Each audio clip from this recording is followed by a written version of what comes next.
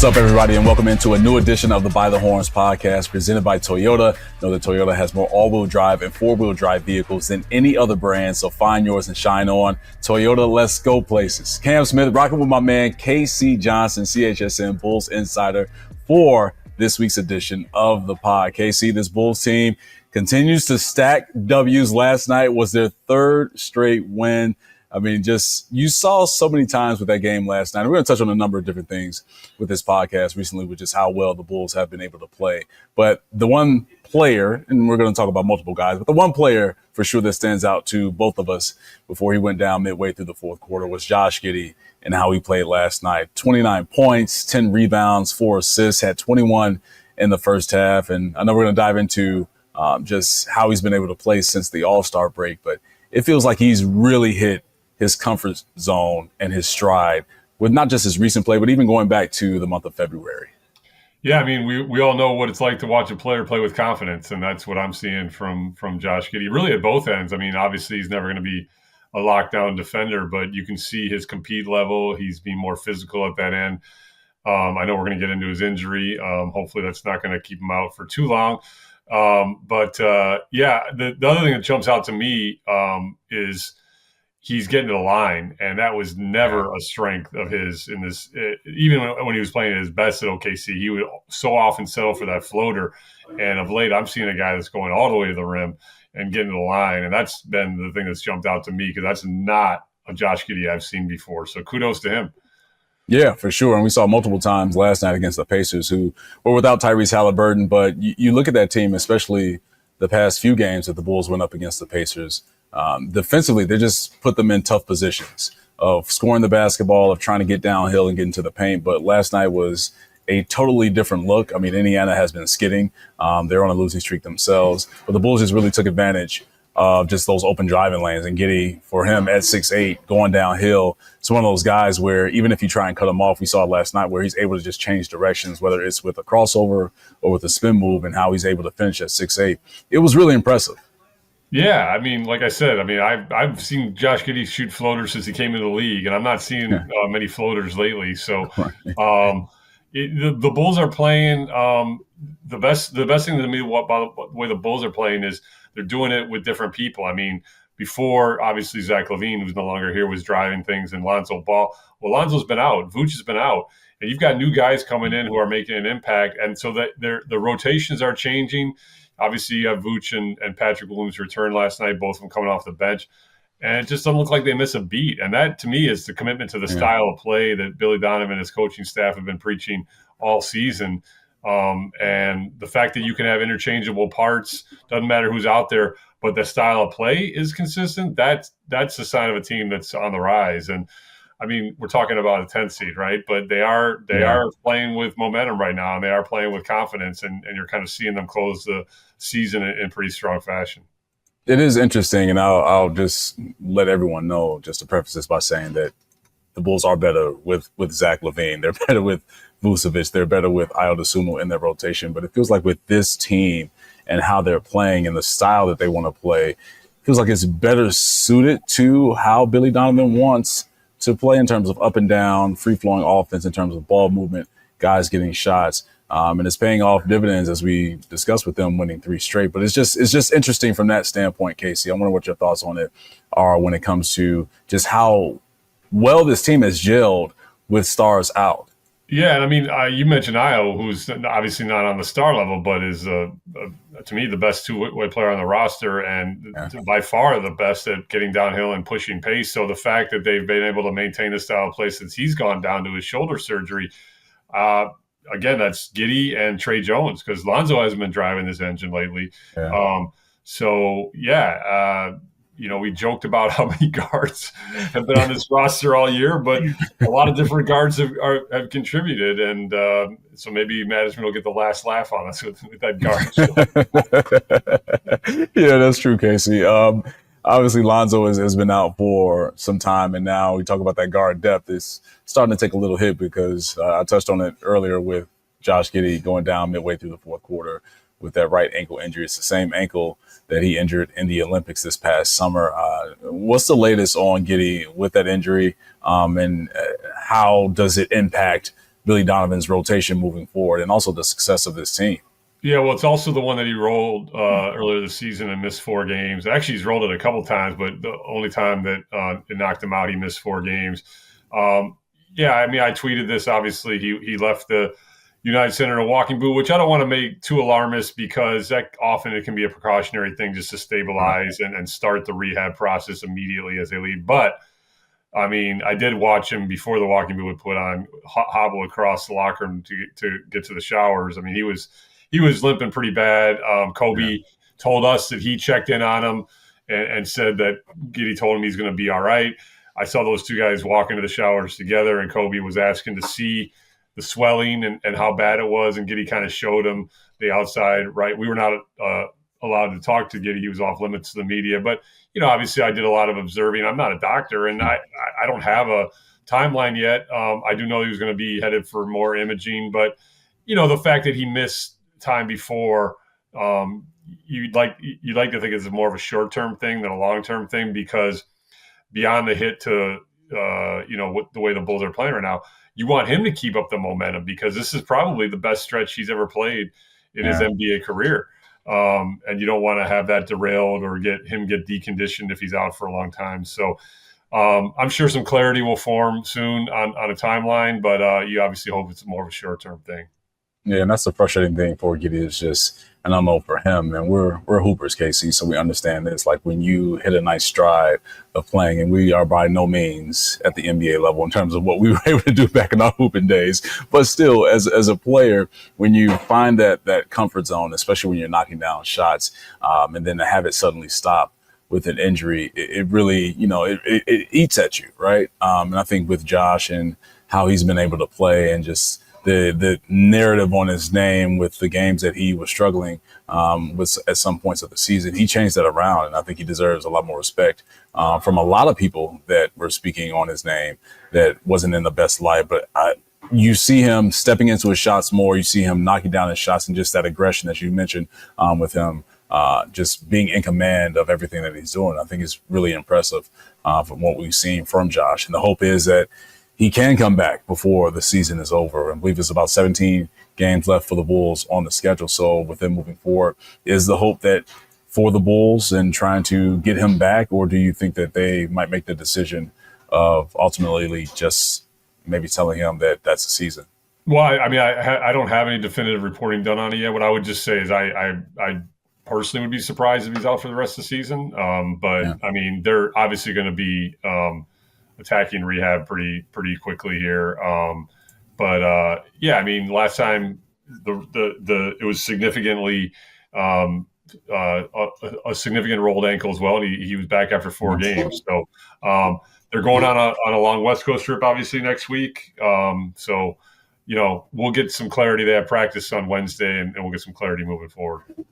All right, K.C., and also with 29 points was Coby White last night against the Indiana Pacers, and he's been growing every single season, and that's what you want to see in so many different ways. But the leadership aspect of Coby White's just game and just his personality is something that's been on full display multiple times this season. How impressed have you been with Coby's growth, obviously game-wise, but then also just as a leader for this team? Yeah, I mean, he held a post-game media session, Cam, last night that was, I mean, off the charts. I mean, it was reflective. It was open. It was vulnerable. He talked about, some guys come into the NBA and everybody's journey is different, but some guys come in the NBA and figure things out right away, and how that was not his path. And he had to humble himself and look in the mirror and say, I need to be better, and I need to be stronger, and I need to be, more physical.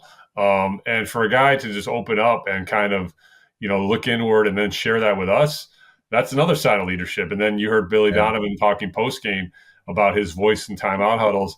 That would have never happened earlier in his career. And that's obviously been happening before this season, but it just continues to grow. And, he always credits people that kind of showed him the way. He's big on, paying it forward. So he's taken some younger players under his wing. He's just a joy to be around. You can see it from teammates, coaches. Everybody knows he's about winning, making the franchise better, and competing at a high level. He's not about individual stats at all. So I completely agree with you. I think he's grown a lot, both on the court and off the court. And when we go into the locker room post game with this team, is when something's funny being said and you can just hear Coby's laugh or him joking around with his teammates. I think that's another sign of just how he's just fitting in seamlessly in terms of that leadership role with this group, because it's one thing to do it on the court, but then also it's great to do it off the court. But what stood out to me as well is on the court, where he's being more vocal, as you mentioned, like in the huddles where he's talking, even with plays, whether it's a missed assignment, Coby's holding guys accountable, but also guys are holding him accountable as well. And I think that's a great mark of a leader as well, if somebody can hold you in check while you're keeping others in check too. So I think that dynamic are some of the reasons why the team has been playing really good basketball as of late with this win streak that they have going on with 3 straight. But we had mentioned this with Zach when he was with the team, and just how he matured as a scorer, right? His shot selection was great. And I think you're starting to see kind of similar things with Coby, with how he's taking his shots. And nothing is really being forced out there. It felt like he's taking another step in terms of being a scorer and a playmaker for this group. Well, this is another guy who's learned how to attack the rim. I mean, people forget. I mean, he's legit 6'5", and he's very strong. He's not a skinny guy. He's pretty well filled out, and he can really get to the rim. And you heard Pacers coach Rick Carlisle talk pregame about how when he came in the league, the game plan was, take away his spot up shooting, because that's mostly what he was. And now you got to play him as a driver too. I mean, I think this is not just, again, this season, but that Miami game to me was a perfect example. I mean, his 3-point shot had dried up, and he just kept relentlessly attacking the rim, and was a big part of that comeback victory. So, it's just maturity. It's confidence. It's trusting the work. It's all those things. But Coby is not just a shooter anymore. He is a scorer. Yeah. And, his ability to get to the rim and play through contact is something I know he's worked very hard at, and also finishing better. He used to, early in his career, get to the rim sometimes and have trouble finishing, but he's become a much better finisher too. Yeah, and finisher in terms of like dunking as well. Like we've seen more dunks from Coby, especially Ask on bigger players. Ask Paulo Banchero. Yeah, Paulo's been on the receiving end a couple of times on those Coby dunks, and then he has the ultimate dunk with 𝗰𝗶𝗹. So I think you have a guy that continues to step into the player that he always knew he could be, right, in this franchise as well, of seeing him do that and mature, but also the leadership component of Coby has been refreshing to see as well, where he's sure of himself. He's been through the fire. He's understood, what's expected of him, and he's going out there and executing. And so it's just continued growth for Coby that's been impressive, and something that this team needs, right? When you think of just, after the trade and just the mixture of players and the rotations, you have sometimes Billy playing 9 or 10 guys, kind of shortening on some games as well. But Coby has always been the one constant for sure. Yeah, and especially since Zach left. I mean, obviously he and Zach were the last 2 holdovers from the previous regime, so Coby's the last man standing. He does not take that lightly. I mean, obviously he and Zach are very close, and we saw Zach chime in on social media after Coby's career high 44 points. They are very close still, but Coby knows he's got the most seniority, and he's not afraid to use that voice, always in a constructive way, always in a way to lift up teammates, and always in a way to keep it real. Because as you said before, not only does he, try to hold other people accountable, he wants people to hold him accountable, and he's the first one to look inward when something goes wrong. So it's been I've always enjoyed watching players grow, not only on the court but off the court, and Coby would be a prime example of that. Yeah, I'm with you on that, KC. So with this recent win streak and how this team is playing in the 10th seed right now for the play-in, 2 games back of the 9th spot, KC, what is it realistic for this team to really make a fight for the 7th or maybe 6th spot with how we thought things were going to go at one point in the season? Because, again, they're playing great basketball. Well, I will say we might want to tape another podcast and ask that question after this trip, because this trip is it is a brutal trip coming. It's not only the quality opponent, although they're going to maybe dodge some opponents with some injuries. The biggest one being possibly LeBron in the Lakers game, but just how the length of it. I mean, it's an old school West Coast trip where they're out a long time, 6 games. And I mean, you're starting with Houston, which is an incredibly tough defensive team, and ending with Denver, who's, a couple of years removed from an NBA championship and playing at a very high level with the best player in the world. So it's going to be challenging, but I'm excited to see how they fare on it because of the way they've played lately. They've at least started this conversation, and with the way Miami's giving away games, they just can't seem to close games. It could go down to the wire, and the Bulls could climb from the 10th seed. I mean, I'm not even looking really much at the losing the 10th seed possibility anymore. They're 4.5 up with 17 to play. Don't see them losing that. So yeah. So we're going to be seeing some play in basketball in Chicago, I believe. It's just a matter of what seed they end up in. Gotcha. So get ready for that play-in podcast of the By the Horns so we can bring it to you guys because it's definitely for a team that is well positioned for that 10th spot with room for improvement there. You mentioned that West Coast trip is going to be brutal, KC, but even when they return home, like you return home against the Lakers and against a Dallas team that, and speaking of injuries with the Bulls, the Dallas Mavericks have gone through so many different injuries for themselves. So we're going to learn a lot about this group in the next couple of weeks. So that's great advice of just saying, let's kind of ease up on, them trying to improve their spot because we can kind of go back to it in a couple of weeks after they finish off this trip.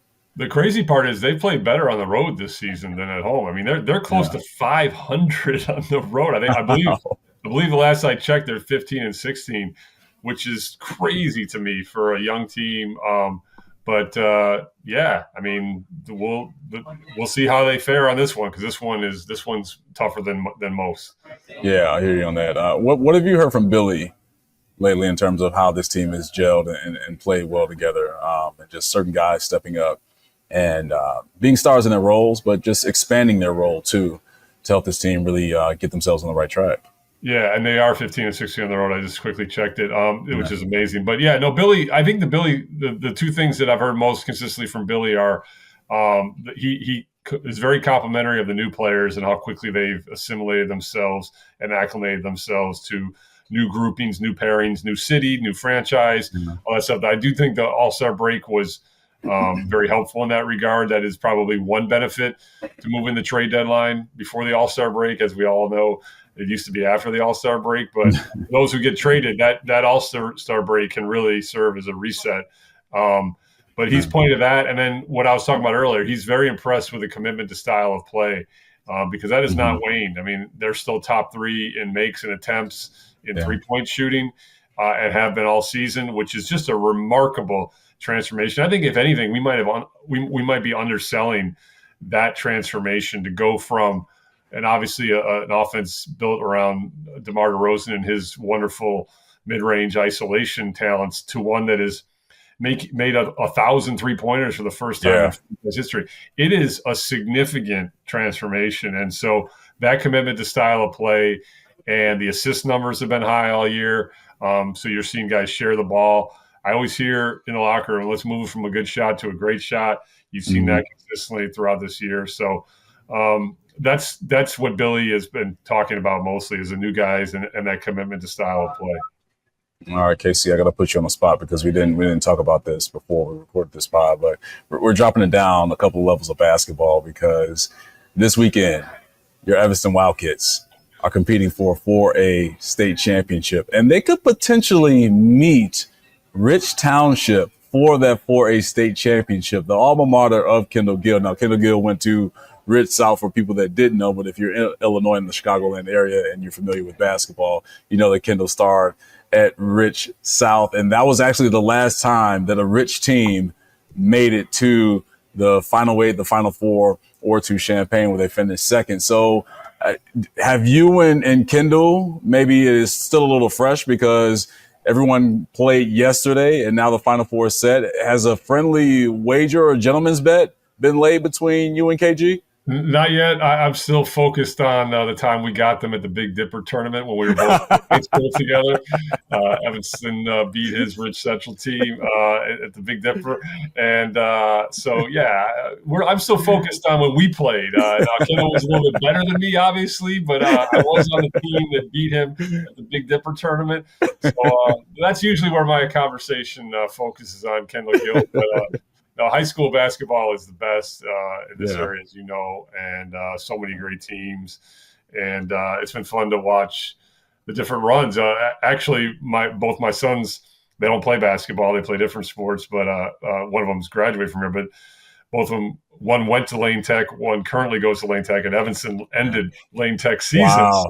So alma mater doing damage to where my kids go to school. So that we had some fun with that in the house too. So I was gonna say, how was that conversation with your boy, with your kids? Like, hey, you lost to dad's alma mater. Like, fall in line. They know. I don't have to say anything. They know.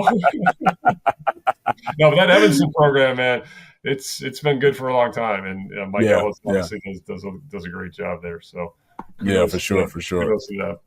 Yeah, I was having a little fun with Mike Ellis when I spoke to him today, because I'll be doing the 2A and the 4A games in Champaign. And I was saying that, Coach, I know you probably want a different result from the last time I broadcasted your time when you were in the Final Four because they didn't finish where they wanted to, but it should be a great Final Four. And then even last night, before Rich Township played against Kenwood Academy in the super section at 𝗰𝐼C, I was speaking with Kendall, and I just saw his eyes light up because he's like, Cam, are you going to watch tonight? I'm like, KG, I know your ties to the Rich Township community with Rich Central, and I know you want your boys to win. So I haven't talked to him yet, but I know he's on cloud nine right now, hoping that they can bring back a state championship. Yeah, we'll talk. In fact, I'll be doing the pre and post with them Saturday because I'm not going to Houston. So the results will be in by then, and then we'll have some bragging rights. There you go. There we go. Look, KC, we appreciate the time as always, my man. This has been another edition of the By the Horns podcast presented by Toyota. And Toyota has more all-wheel drive and four-wheel drive vehicles than any other brand. So find yours and shine on. Toyota, let's go places. I'm Cam Smith, and we'll find out who will be victorious on the high school basketball level with Evanston and Rich Township. But also, of course, we'll be keying in on that Bulls game that's coming up on Thursday against the Brooklyn Nets at home.